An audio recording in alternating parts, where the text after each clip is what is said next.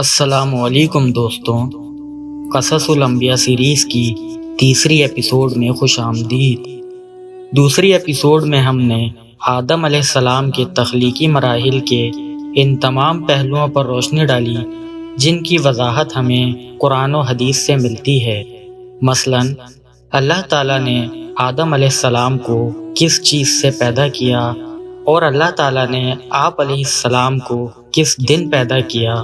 آپ علیہ السلام مجسمے کی صورت میں کتنے دن بے جان پڑے رہے اور روح ڈالنے کے بعد سب سے پہلے آپ علیہ السلام نے کیا کیا۔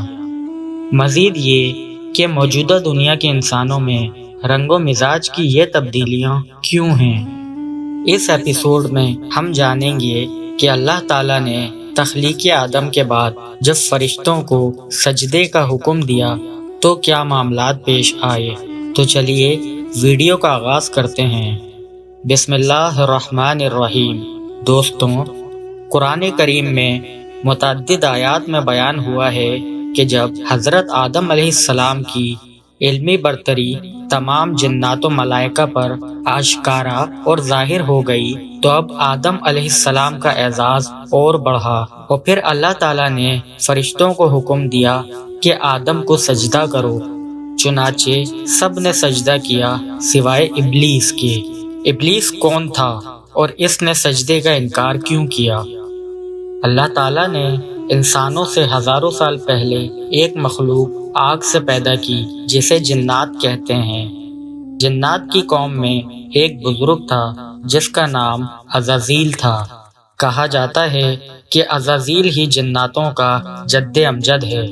ابن عباس رضی اللہ تعالیٰ عنہما فرماتے ہیں کہ ابلیس زمین کے ان فرشتوں میں سے تھا جنہیں جن کہا جاتا تھا، اور علم و عبادت میں ان فرشتوں سے بڑھ کر تھا، اور اس کا نام عزازیل تھا۔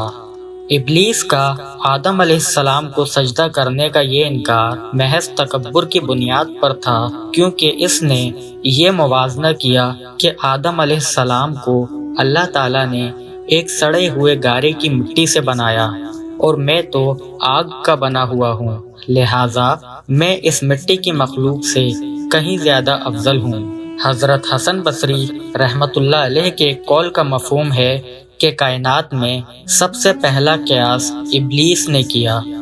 اسی طرح امام محمد بن سیرین رحمۃ اللہ علیہ فرماتے ہیں کہ ابلیس نے قیاس کیا، اور سورج چاند کی پوجا بھی قیاس کی بنیاد پر شروع ہوئی۔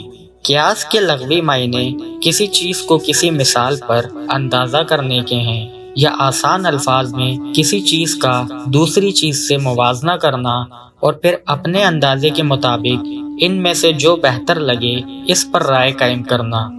جیسے ابلیس نے خود سے قیاس کیا کہ آگ مٹی سے افضل ہے، کیونکہ آگ اوپر جاتی ہے جبکہ مٹی نیچے زمین میں ہی رہتی ہے، لہٰذا ابلیس کا یہ قیاس بالکل باطل تھا، اور پھر اللہ کے حکم کے آگے تو کسی قسم کی آرگومنٹ کی گنجائش بچتی ہی نہیں۔ بہرحال جب ابلیس نے آدم علیہ السلام کو سجدہ کرنے سے انکار کیا تو اس پر اللہ تعالیٰ نے ابلیس سے سوال کیا، اے ابلیس، آدم علیہ السلام کو سجدہ کرنے سے تجھے کس چیز نے روکا؟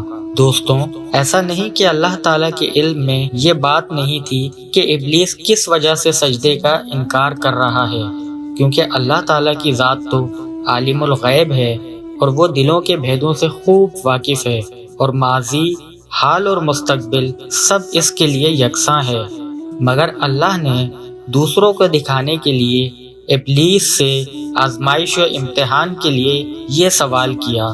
اس سوال پر ابلیس نے جواب دیا، اے اللہ، میں آدم سے بہتر ہوں، کیونکہ مجھے تو نے آگ سے پیدا کیا اور آدم کو خاک سے، پھر میں آگ کا بنا ہوا خاک کے پتلے کو کیوں سجدہ کروں؟ اس پر اللہ تعالیٰ نے کہا، تو یہاں سے نکل جا، کیونکہ تو مردود ہو گیا اور قیامت کے دن تک تجھ پر لعنت برستی رہے گی۔ لہٰذا ابلیس کو جنت سے نکال دیا گیا، تو معلوم ہوا کہ وہ آسمان پر ہی تھا، اور ابلیس اس مقام و مرتبے سے بھی محروم کر دیا گیا جو اسے عبادت کی وجہ سے اور اطاعت و عبادت میں فرشتوں کے مشابہ ہو جانے کی وجہ سے حاصل تھا۔